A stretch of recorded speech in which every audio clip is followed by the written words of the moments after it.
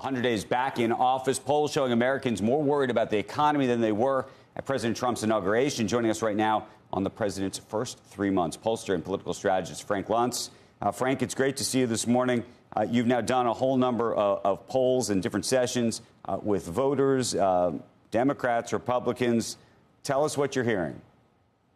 There is increased anxiety, a fear that the coming months will be more difficult, a recognition that the 401ks that they depended on are not going to be at the same level that they were a couple months ago, a belief among Trump voters to stay the course, not to abandon him. This is something remarkable. The level of hardcore support among Trump voters for their president I've never seen in 35, 40 years of politics.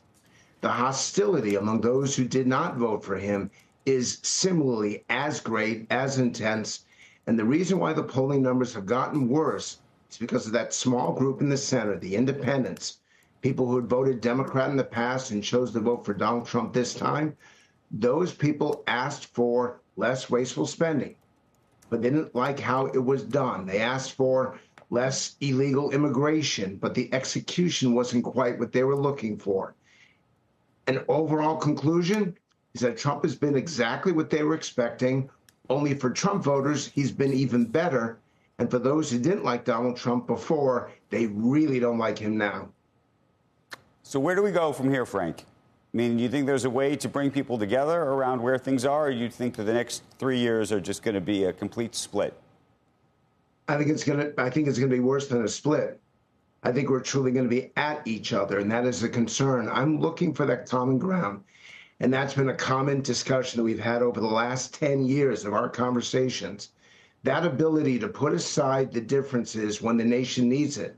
And Andrew, I'm not convinced at this point in 2025 that there is that common ground, that there is that constitutional unification that would get us to be on the same side at the same time if we really needed it in this country. That's how deep and personal and poisonous this difference is between those who like Trump and those who dislike him. In terms of his supporters, do you see no shift? You're arguing that they're saying that things are even better than before.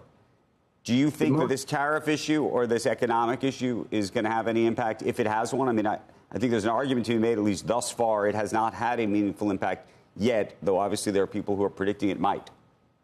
I've been mocked for saying I'm surprised about this, but I'm surprised about this, that Trump voters who acknowledge that they're worth less today than they were on Election Day, that the 401ks they depend on for their future has been hurt, has been damaged. And yet they stand behind him. They'll make excuses that the markets were overbought. They'll make excuses that we need to level set. They're willing to accept personal pain for them to get a readjustment of the relationship between the U.S. and China, a readjustment of the relationship between the U.S. and the rest of the world. They'll take personal pain to get that readjustment. And Andrew, I've never seen this before. Because usually when you're hurt economically, that changes your perspective and your politics. Not with these people. They're staying firm. This is what we heard. And actually, if you go all the way back to before any of this happened, I think Elon Musk said there's going to be some near-term pain. And that was about Doge. That was about something else, Frank. But they keep talking about eating your vegetables. I was looking for a dessert that has vegetables, and they told me carrot cake was not. But I mean, and to put it in perspective, if you didn't sell, you're back to correction mode, which happens every couple of years or every year in the S&P. And to give it some, and I'm not saying that it makes it any easier for people that are retiring this year, but you remember we were talking about retesting 3,500 on the S&P, retesting 4,000 on the S&P. I mean, we are not in some type of market crash calamity situation that you would think we were in based on a lot of the coverage right now. And I'm surprised that these polls are not even more negative, given the negative coverage. Look at the cover of the New York Times today, Frank. It's almost unbelievable, and it's illustrative of what you're saying about the two sides, looking at the same situation with a totally different, it's almost a Rorschach, with a totally different take on what's actually happening? There actually is an answer here, which is that they do want an end to illegal immigration, but they don't want people just rounded up and thrown out of the country indiscriminately. They do want an end to wasteful Washington spending, absolutely. But they don't want entire departments just eliminated without figuring out what those departments do, and is there a need that's going to affect the average individual in their day-to-day lives.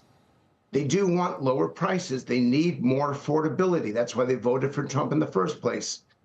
But they don't want the instability and the shaking and the inability to predict what the future is going to be. I believe that the president's agenda is supported. I believe that the way he's doing it is not. Frank, can I just ask, I mean, your 401k is one thing, and I know if you're close to retirement, that might concern people. Maybe less so if you've got a longer time horizon. And the markets were overbought if you look back to the beginning of this year. A bigger issue might be what happens at the grocery store or on some of these items that to this point they've held prices down. The lead story in the Wall Street Journal today about how for the average price of some 10,000 items that they surveyed at Amazon, Walmart, and Target has remained flat since April 2nd, the beginning of this month. But the retailers are warning that they can't hold off on that forever, that it will get a little tougher. Do you expect Americans to be able to keep up with that, too, if it means that their prices on essentials go up? Well, Becky, here's the weirdest thing of all. Usually, up until this point, it's been our wallets, our pocketbooks, our bank accounts that matter most. And now it's not. It's our political allegiances. If you're a Republican and you see prices go up, you'll ignore it. If you're a Democrat and prices stay flat, you'll say they went up.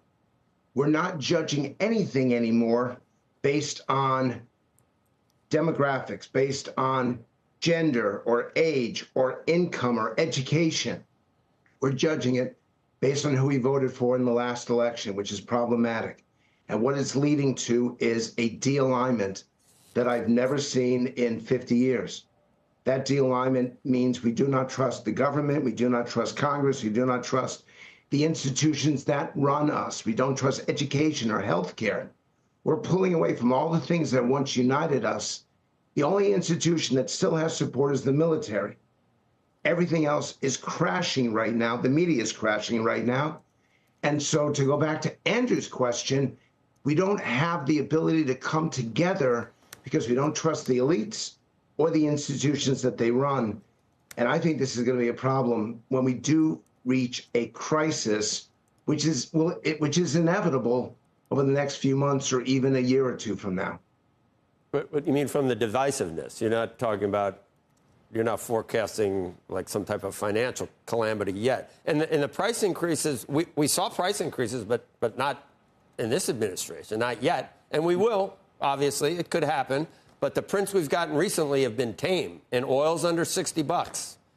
So, yeah. The issue here is that they were so agitated, not just Republicans, but the country was agitated that the last 4 years before this, nothing seemed to happen.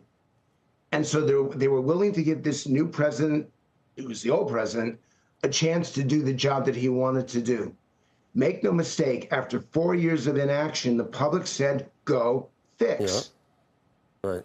The issue is how he articulated that fixing. Elon could have been the biggest hero in America. They did not want him to rev up that chainsaw on that stage. They wanted a scalpel, not a chainsaw. And so it's the execution and communication that is a problem in this administration. It may make some people happy. It makes hardcore Trump votes excited. But for the rest of America, it makes them concerned and anxious at a time when the economic situation is very unstable.